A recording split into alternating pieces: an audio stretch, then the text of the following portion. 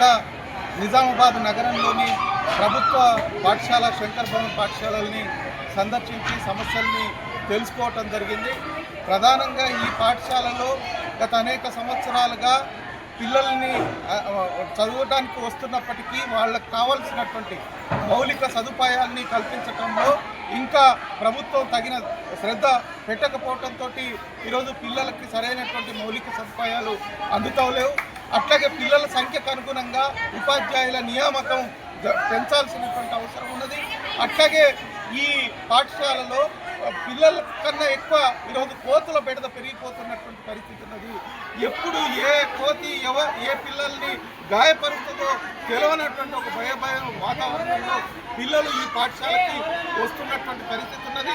కాబట్టి అధికారులు వెంటనే దృష్టి పెట్టి ఈ కోతుల బెడద నుంచి నివారించాలనేటువంటిది సిపిఎం పార్టీగా విజ్ఞప్తి చేస్తూ ఉన్నాం.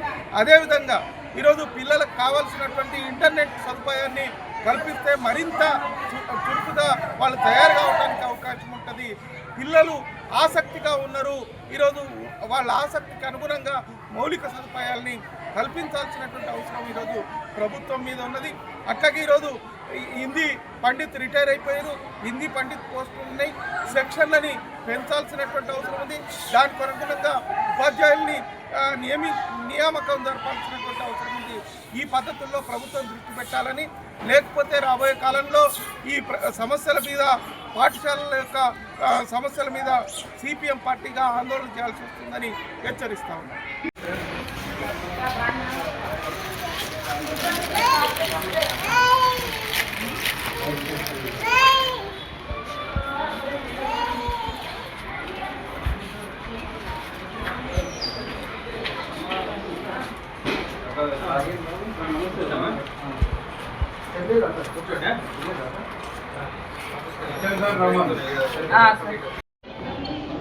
రాష్ట్ర ప్రభుత్వం ఇటీవల ముఖ్యమంత్రి గారు సందర్భంలో మాట్లాడుతూ ఈ రాష్ట్రంలో ఉన్నటువంటి 26,000 పాఠశాలల నుండి 4,000 పాఠశాలలకు కుదింపు చేస్తామన్నట్టుగా, అందులో మౌలిక సదుపాయాలని పెంచుతామన్నట్టుగా మాట్లాడటం జరిగింది.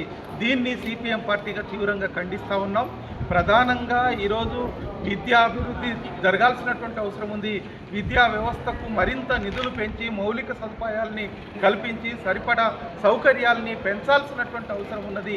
వీటి మీద ప్రభుత్వం దృష్టి పెట్టకుండా ఈరోజు పాఠశాలలన్నింటినీ కుదించేసి ఒకే దగ్గర ఇంటిగ్రేటెడ్ పాఠశాలల్ని ఏర్పాటు చేస్తే దూరం నుండి రావాల్సినటువంటి పిల్లల్ని తల్లిదండ్రులు పంపటానికి ఇబ్బందులు పడేటువంటి పరిస్థితి ఉన్నది. కాబట్టి ప్రభుత్వం ముందు పాఠశాలల్ని మరింత విస్తరించాల్సినటువంటి అవసరం ఉంది. ఉన్నటువంటి పాఠశాలలకి సరైనటువంటి సౌకర్యాలని మౌలిక సదుపాయాల్ని కల్పించాల్సినటువంటి అవసరం ఉన్నది.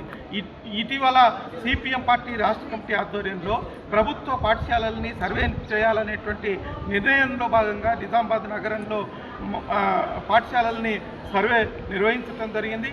ఈరోజు పిల్లలు ఉన్నటువంటి వాటికి కనీసమైనటువంటి మౌలిక సదుపాయాలు, సరైనటువంటి తాగునీరు లేదు. అట్లాగే ఈరోజు మాణిక్ భవన్ స్కూల్లో శంకర్ భవన్ స్కూల్లో ఏదైతే కోతులు విపరీతంగా పెరిగిపోతూ ఉన్నాయి, కోతుల బెడద మూలంగా పిల్లలు చదువుకోవటానికి ఈరోజు ఇబ్బందులు పడేటువంటి పరిస్థితి ఉన్నది. ఆ కోతుల నివారణ చేయాల్సినటువంటి అధికారులు ప్రభుత్వం పట్టించుకోకపోవడంతో పిల్లలు పాఠశాలలకు పోవాలంటే భయపడే పరిస్థితి ఉన్నది. ఉన్నటువంటి ఉపాధ్యాయులు సక్రమంగా పాఠాలు చెప్పే విధంగా చర్యలు చేపట్టాల్సినటువంటి అవసరం ఉన్నది.